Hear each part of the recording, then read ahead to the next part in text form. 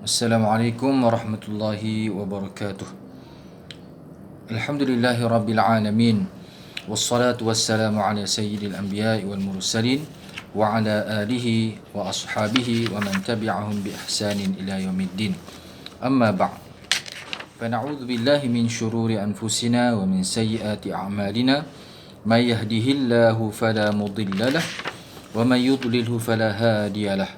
ونشهد أن لا إله إلا الله وحده لا شريك له ونشهد أن محمدا عبده ورسوله اللهم صل على سيدنا محمد وعلى آله وصحبه ومن تبعهم بإحسان إلى يوم الدين قال الله سبحانه وتعالى في كتابه العزيز بعد أعوذ بالله من الشيطان الرجيم بسم الله الرحمن الرحيم قل هو الله أحد الله الصمد لم يلد ولم يولد ولم يكن له كفوا أحد صدق الله العظيم.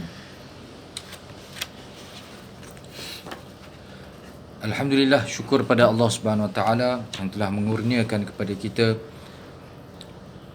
pelbagai nikmat, pelbagai kemudahan, serba-serbi kenikmatan dan kemudahan dalam kehidupan kita. Dan di antara nikmat, di antara banyak nikmat yang Allah Subhanahu Wa Taala kurniakan, yang paling besar, yang paling bernilai ialah nikmat iman dan nikmat Islam.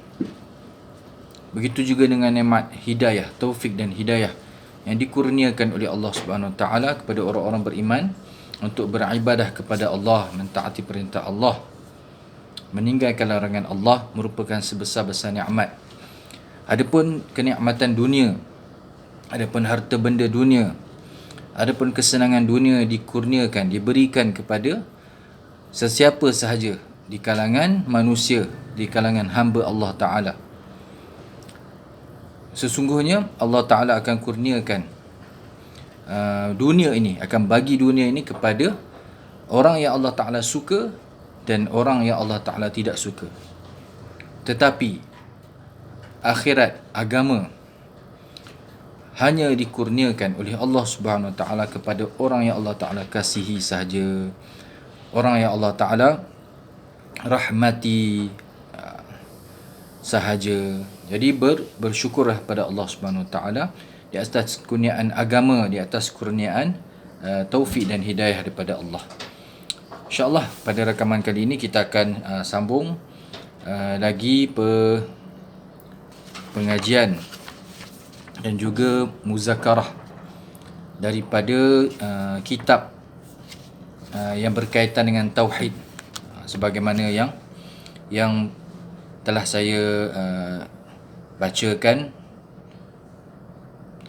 untuk kali ini adalah untuk kali yang ketiga, insya-Allah, iaitu ataupun kali yang keempat untuk siri yang kedua di dalam bulan Februari, berdasarkan ataupun dengan berasaskan kitab yang diterbitkan oleh Jabatan Mufti Negeri Selangor, iaitu kitab 10 Asas Aqidah, yang diambil, disunting daripada kitab 40 Asas Aqidah karangan Imam Hujjatul Islam Imam Ghazali rahimahullahu ta'ala. Jadi daripada kitab asalnya 40 Asas Aqidah disunting dan diambil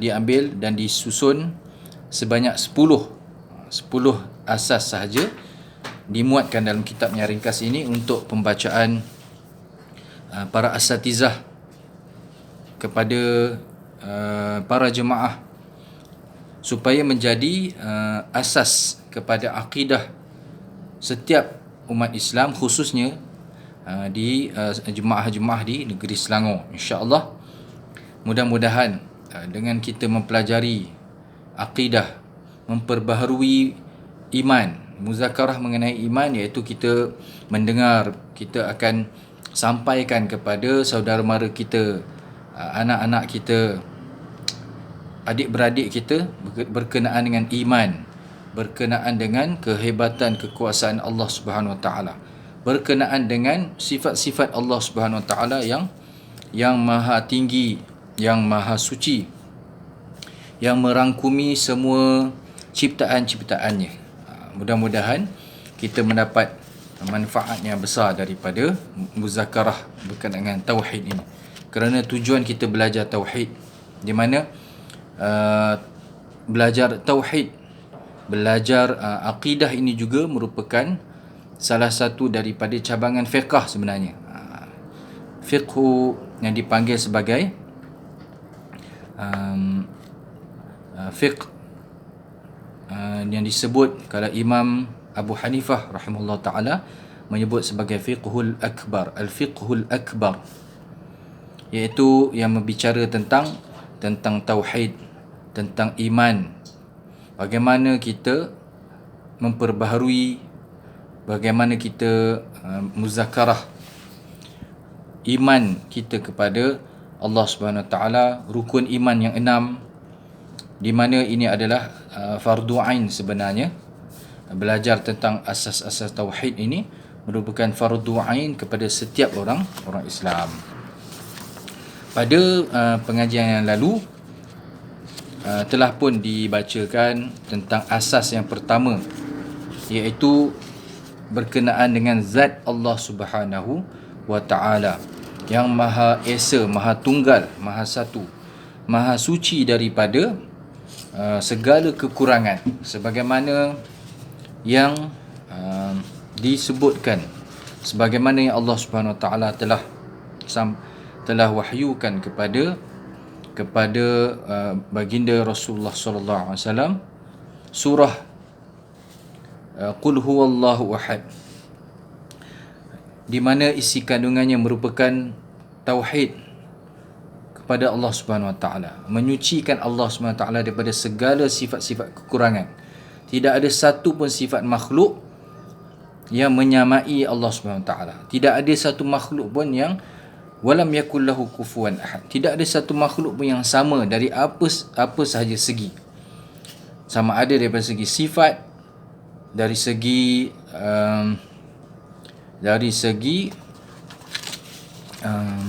kejadian, apa saja yang difitnah, apa saja yang ditohmah oleh orang-orang yang mengkufurkan, oleh orang-orang yang kafir, orang-orang yang tidak mengesakan Allah Subhanahu Wa Taala, daripada di kalangan orang-orang Nasara dengan tohmahan Trinity, maka Allah Subhanahu Wa Taala Maha Suci, Maha bebas daripada tuduhan-tuduhan tersebut. Dan Allah SWT tidak bergantung kepada sesiapa pun di kalangan makhluk, bahkan tidak bergantung langsung, tidak berhajat langsung kepada makhluk yang besar yang menjalankan tugas-tugas yang utama, seperti para malaikat, yang mana merupakan makhluk yang mulia, yang mentaati perintah Allah, tidak pernah sama sekali memaksiati Allah. Dan mereka itu dikurniakan Allah Ta'ala, diciptakan daripada cahaya dan dikurniakan pelbagai kekuatan, dengan jasad yang besar dan juga dengan kelebihan-kelebihan. Namun begitu, semua mereka ini berhajat kepada Allah, semua mereka ini tunduk kepada perintah Allah Subhanahu Wa Ta'ala. Kemudian setelah selesai asas pertama, iaitu zat Allah Subhanahu Wa Taala, perbincangan tentang Allah Subhanahu Wa Taala zat yang maha tunggal, tidak adalah Tuhan yang selain daripada Allah Subhanahu Wa Taala. Bahkan kalau ada Tuhan yang selain daripada Allah, na'udzubillah, pasti tidak ada. Tapi kalau ada, maka rosaklah, binasalah langit dan bumi, kerana Allah Subhanahu Wa Taala tunggal dalam mencipta dan juga menguasai, mengarahkan dan juga menjaga alam ini, makhluk ini. Dan Allah Subhanahu Wa Taala Qadim, bermaksud Allah Subhanahu Wa Taala tidak ada permulaan baginya, bersifat Qadim. Sementara makhluk ini bersifat dengan sifat hadis, iaitu baharu, ada permulaan. Semua makhluk apa sahaja selain daripada Allah semuanya bersifat hadis, mana bermaksud baharu, ada permulaan. Tetapi Allah Subhanahu Wa Taala Antal Abadiyul Qadim, bersifat kekal, dan juga sebelum itu Allah Subhanahu Wa Taala sebelum adanya makhluk, zat Allah Subhanahu Wa Taala telah wujud, telah pun berada pada kedudukan yang sama seperti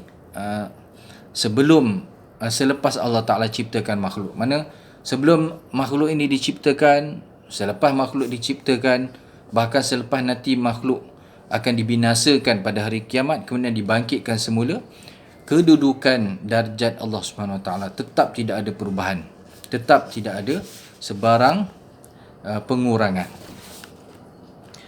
iaitu tidak ada permulaan bagi Allah Subhanahu Wa Taala, tidak ada berkait dengan zat Allah Subhanahu Wa Taala, tidak ada berkait langsung dengan garisan masa, dengan timeline. Ini semua berkait dengan masa, dulu ada, sekarang tak, sekarang tidak ada, dulu tidak ada, kemudian diciptakan. Ini semua berkait dengan makhluk-makhluk sahaja. Asas kedua daripada 10 asas di dalam kitab ini, yang diambil daripada asas-asas akidah daripada kitab Imam Nawawi rahimahullah ta'ala, ialah Allah Subhanahu Wa Ta'ala Maha Suci, iaitu asas yang disebut sebagai At-Taqdis. At-Taqdis, menyucikan zat Allah Subhanahu Wa Ta'ala, iaitu kita memasukkan,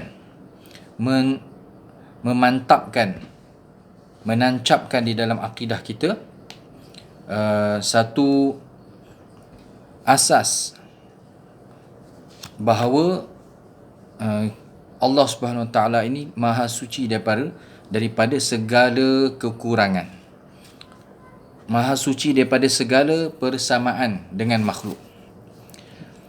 Allah Subhanahu Wa Taala maha suci, at-taqdis, sesungguhnya dia tidak memiliki jisim. Allah Subhanahu Wa Taala tidak dikaitkan, tidak disifatkan dengan jisim. Apakah itu jisim? Kalau dalam bahasa Melayu, jisim ini yang asalnya bahasa Arab bermaksud jasad ataupun badan, tubuh. Tubuhlah bahasa Melayu. Jasad, badan ni pun daripada bahasa Arab juga. Tubuh.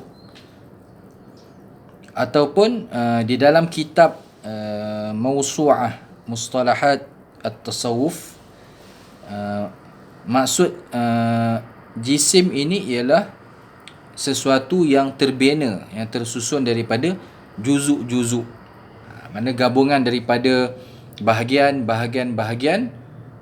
gabungan cantuman keseluruhan ini, maka lengkaplah jisim.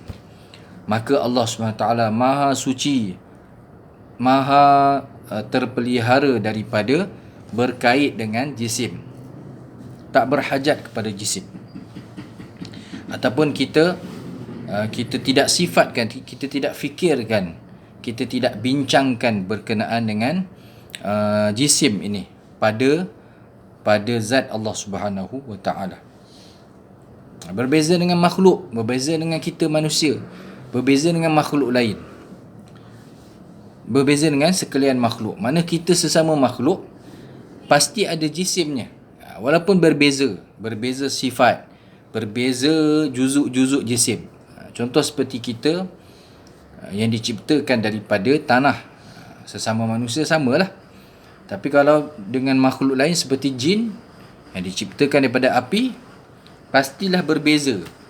Berbeza diciptakan daripada api, kemudian sempurnalah penciptaan jin itu sebagai satu jisim yang diberi nama sebagai jin. Walaupun mereka sesama mereka pun ada perbezaan, namun begitu induk ataupun induk tu samalah. Berbeza juga lagi dengan malaikat yang diciptakan daripada cahaya.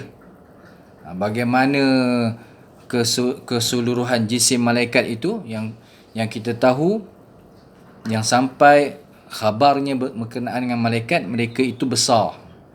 Mereka itu saiznya besar. Bila ada jisim, maka ada kaitanlah dengan saiz, ada kaitanlah dengan fizikal, bentuk. Kalau katakanlah kalau jin, dia memang tidak sama dengan kita dari segi jisim itu, hakikatnya.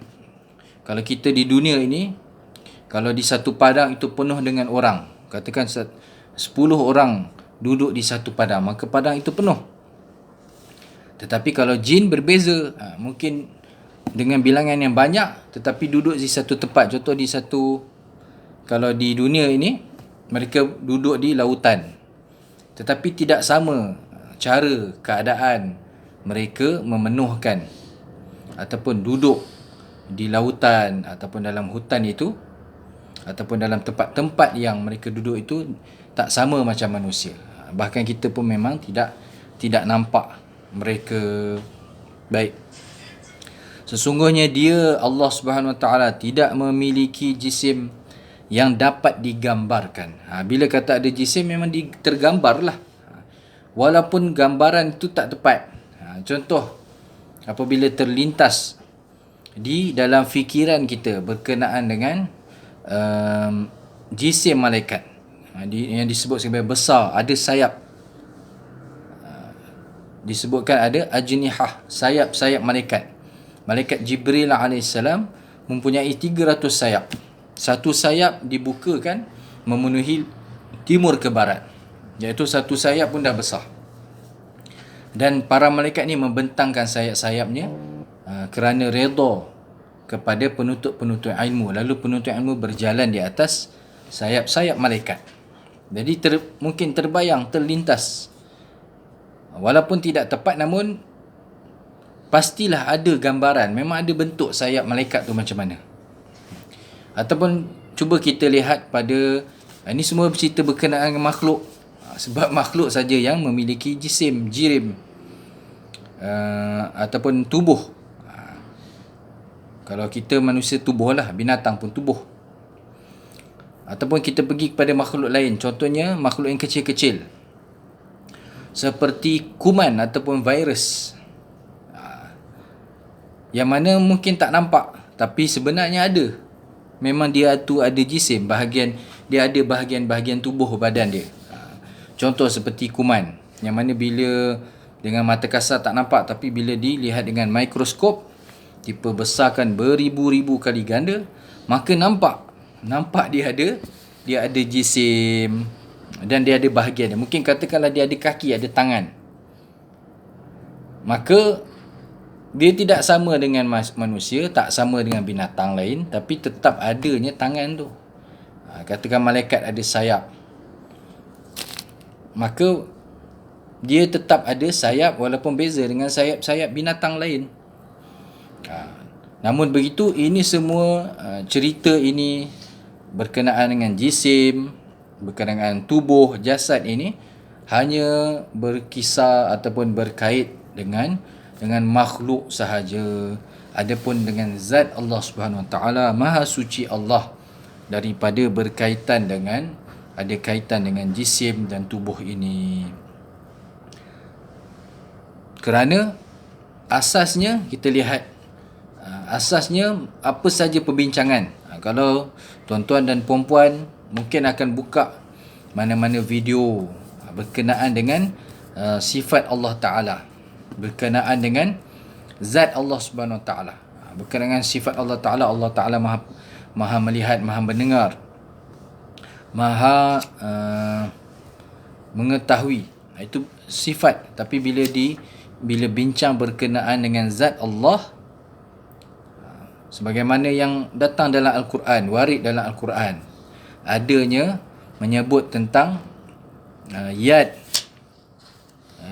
Contohnya seperti yad lah. Yadullahi fawqa aydihim. ataupun berkaitan dengan anggota yang berkaitan dengan yang lain. Saya cuba bawa satu contoh, yadullahi fawqa aydihim. Yang mana yad ini kalau kita nisbahkan ataupun kaitkan dengan makhluk, dengan manusia lah paling mudah, yad ini ialah bermakna tangan kita yang merupakan sebahagian daripada tubuh badan kita. Adanya jari, adanya kulit dan adanya tulang di dalamnya.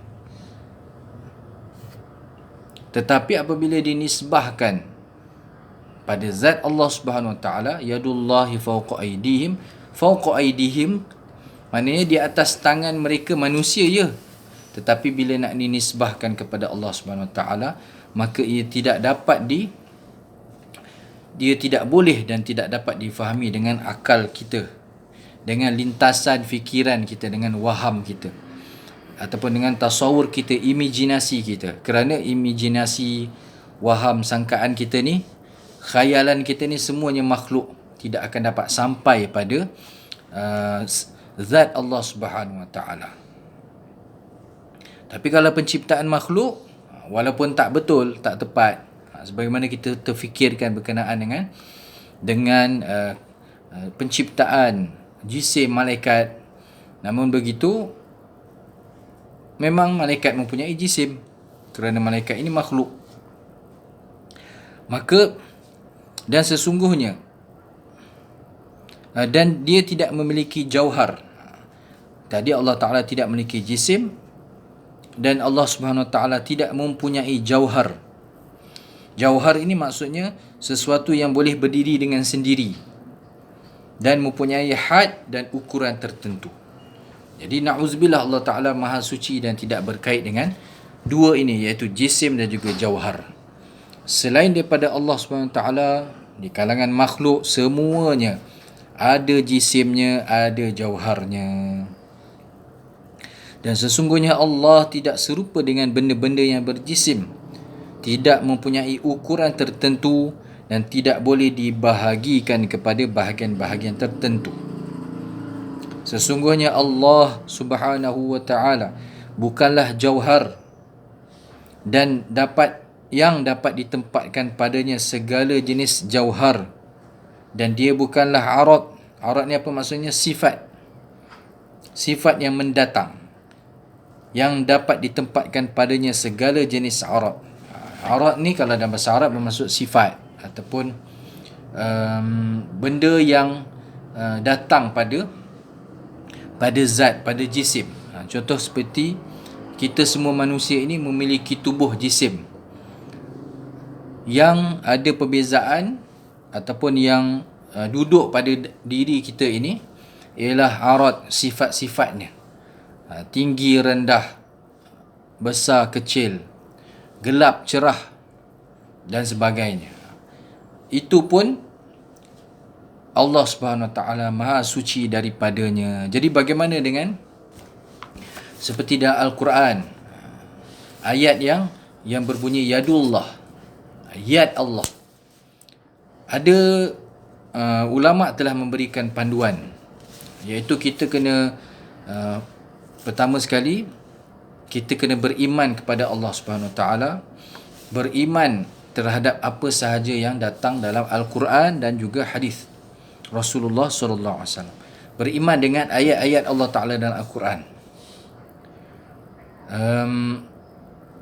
iaitu apabila disebutkan yadullah, maka kita beriman bahawa ayat itu yang datang, kita beriman dengan ayat yang datang itu, dan cuma kita tidak tahu apa maknanya. Kita tidak tahu, sebab kalau pada makhluk, ya betul, pada manusia ia bermakna yadullah, bermakna tangan. Tetapi bila disebut pada dinisbahkan pada Allah Subhanahu Wa Ta'ala, maka kita sebagai makhluk tidak tahu maknanya. Jadi ada sebahagian ulama telah mentakwilkan, telah meletakkan satu makna supaya kita tidak terfikir perkara yang tidak layak bagi Allah. Kita tidak terfikir, tidak terlintas pada fikiran kita sifat-sifat yang tidak layak bagi Allah. tidak sesuai. Jadi ulama telah mengatakan seperti yadullah. Kalau pada manusia, tangan manusia. Kalau yadul malaikah, kalau kata yadul, kalau kata yad tu dinisbahkan pada makhluk-makhluk lain pun, jadi ia mungkin bermakna tangan ataupun anggota tubuh badannya. Kalau kata macam makhluk yang kecil macam kuman tadi, kita kata mungkin tangan kuman. Yalah, tangan lah, bezalah dengan tangan kita. Sebab apa? Dia makhluk yang lain, jenis yang lain. Yang mana padanya ada daripada jenis tu adanya nau'. Ada nau'. Contohnya ada sifat tangan, adanya kaki untuk bergerak. Jadi berbezalah. Maka pada zat Allah Subhanahu Wa Taala tidak layak kita fikirkan ataupun kita letakkan sifat yang sama dengan makhluk sama sekali.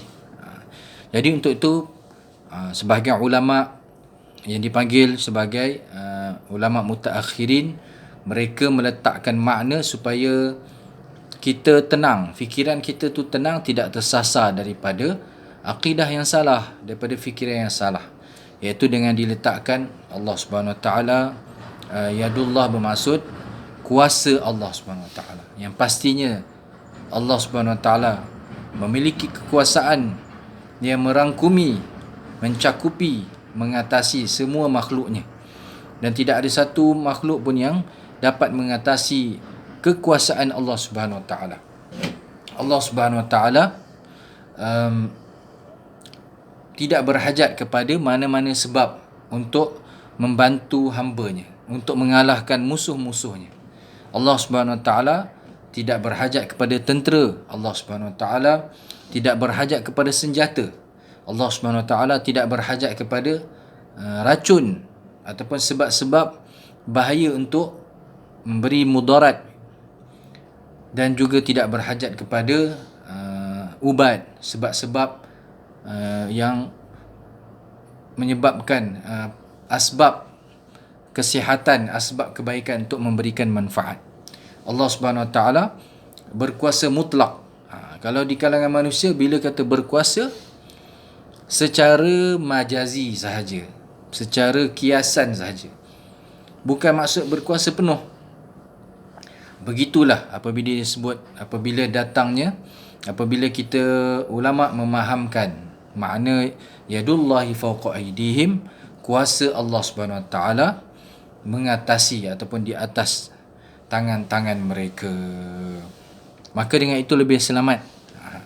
Adapun cara ulama terdahulu yang dipanggil ulama salaf, metod mereka ataupun manhaj mereka, cara mereka memahami ayat-ayat yang kalau dalam Al-Quran itu berkenaan dengan sifat Allah, berkenaan dengan ayat-ayat yang dipanggil sebagai ayat mutasyabihat, yang mana ayat itu kalau seperti yadullah ataupun saq ataupun ain, maka ulama salaf telah menyebut bahawa cara untuk kita faham ialah kita beriman dengan apa sahaja yang datang daripada Allah Subhanahu Wa Taala. Apa sahaja yang datang dalam Al-Quran, kita beriman.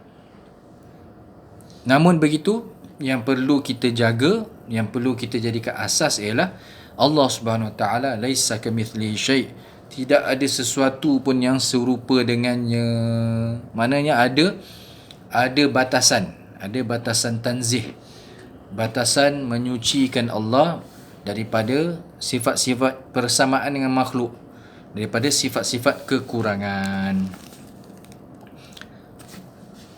Dia bukanlah arad, dia tidak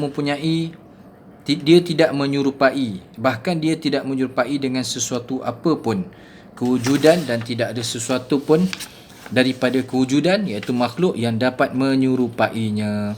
Dan tidak ada seumpamanya sesuatu apa pun, dan tidak serupa dengan apa pun. Dan sesungguhnya dia tidak terbatas dengan sesuatu ukuran, tidak terikat dengan sesuatu tempat, tidak dilingkungi dengan sesuatu arah, dan tidak dinaungi dengan lapisan langit. Jadi ini semua makhluk.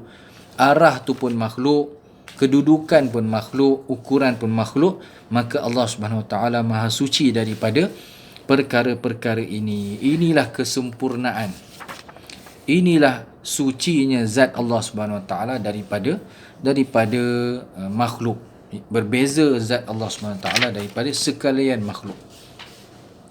Pada lafaz takbir Allahu Akbar yang kita fahami, kita terjemahkan dengan mana Allah Maha Besar, maka kita perlu faham bahawa maknanya ialah Allah Subhanahu Wa Taala Maha Besar kekuasaannya, Maha Besar rahmatnya, Maha Besar keagungannya. Kerana Allah Subhanahu Wa Taala tidak bersifat dengan jisim ataupun jirim yang ada berkait dengan saiz, dengan ukuran. Na'udzubillah, kita kena keluarkan fikiran ataupun akidah yang salah bahawa Allahu Akbar bermaksud Allah Maha ataupun paling besar. Itu adalah satu bentuk waham, sangkaan yang menyalahi daripada akidah yang sebenar, yang akan membawa kepada menyamakan Allah dengan makhluk. Walaupun maksudnya kalau yang kita nisbahkan, kaitkan dengan besar ini, malaikat lah antaranya, ataupun makhluk yang lain yang Allah Ta'ala ciptakan seperti langit yang Allah SWT telah ciptakan dalam tempoh 6 hari. Langit-langit sebanyak 7 lapisan langit, 7 tingkat langit, di mana langit itu tempat tinggal malaikat. Di atas lagi daripada yang kita nampak ini, maksudnya di atas lagi daripada kejadian ciptaan planet-planet ini, langit yang mana tempat merupakan tempat tinggal malaikat.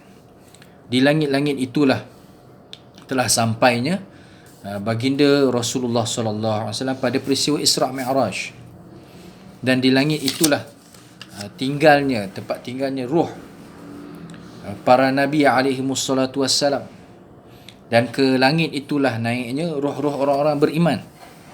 Bahkan Nabi Isa alaihissalam, sebagaimana yang termaktub dalam Al-Quran, bar rafa'ahu Allahu ilaih, Allah SWT telah angkat Nabi Isa alaihissalam ke langit, kepada rahmat Allah Subhanahu Wa Taala, hampir dengan rahmat dan perlindungan Allah, di mana Nabi Isa alaihissalam memang belum diwafatkan, ditangguhkan ajalnya, sehinggalah nanti di akhir zaman akan turun dan akan membunuh Dajjal, laknatullahi alaih, Al-Masih Dajjal, dan akan dibantu oleh Imam Al-Mahdi dan umat Islam yang membawa ketika itu membawa keamanan, membawa menyebarkan bumi ini, memenuhi bumi ini dengan dunia ini dengan keadilan Islam. Baik. Jadi yang ada kait dengan besar, sangat besar, ini semua makhluk. Malaikat ni sangat besar.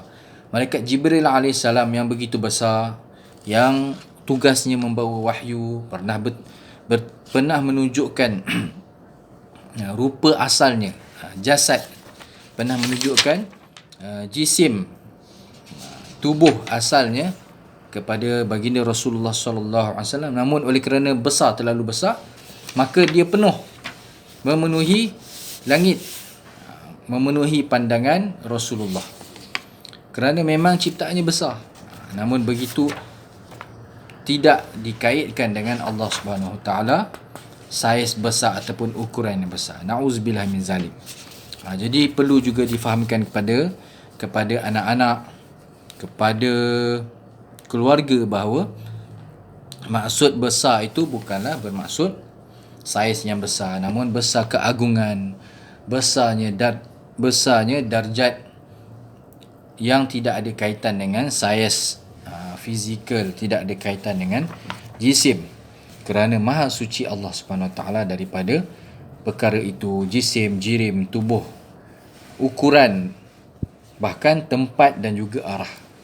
Kerana arah ini pun sebelum Allah Ta'ala ciptakan arah, maka arah ni tidak pernah ada. Berkenaan dengan yadullah, berkenaan dengan ataupun berkenaan dengan ayat-ayat mutasyabihat, yang kesamaran itu tadi, maka kita letakkan, kita hendaklah fahami bahawasanya kita beriman dengan segala ayat-ayat, segala perkara yang disebutkan oleh Allah Subhanahu Wa Taala dan dalam Al-Quran, apa saja yang datang. Namun begitu, kita perlu faham dengan cara yang ulama salaf telah gariskan panduannya, iaitu kita perlu betulkan akidah kita sehingga kita tidak menyamakan Allah Subhanahu Wa Taala dengan makhluk. Maknanya ada batasan tanzih, menyucikan Allah Subhanahu Wa Taala, berwaspada daripada menyamakan Allah Taala dengan makhluk. Wallahu taala alam. Insya-Allah kita akan sambung lagi berkenaan dengan tanzih at-taqdis ini, iaitu Allah Subhanahu Wa Taala Maha Suci.